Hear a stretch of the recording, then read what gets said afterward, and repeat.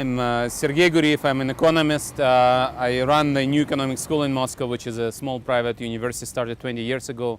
One of the best economics institutions in non-OECD countries.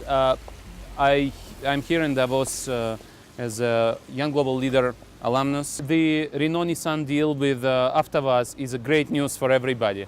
Avtovaz is an embodiment of Russian inefficiency, uncompetitiveness, protectionism, and Russians in general, Russian consumers in particular, place a lot of hopes on revamping this firm and producing new modern cars which would be environmentally friendly, among other things.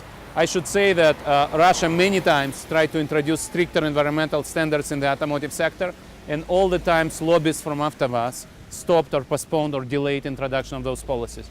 Now with the Alliance coming and taking over and producing new and modern cars, we hope that finally Russian automotive sector will be modern and will have environmental standards which are stricter than before.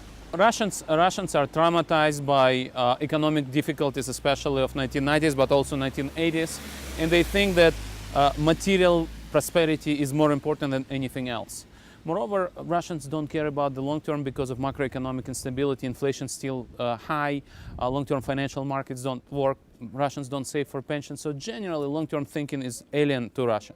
This is changing with Russians becoming richer, better off, middle class growing, people start thinking about the longer run, and that will bring concerns about the environment first to Moscow and then to other parts of Russia. I think there is a future for electric vehicles in Russia because oil is expensive and gas is cheap, and gas converted to electricity and hydropower converted to electricity will economically be a good case for moving from petrol to electric.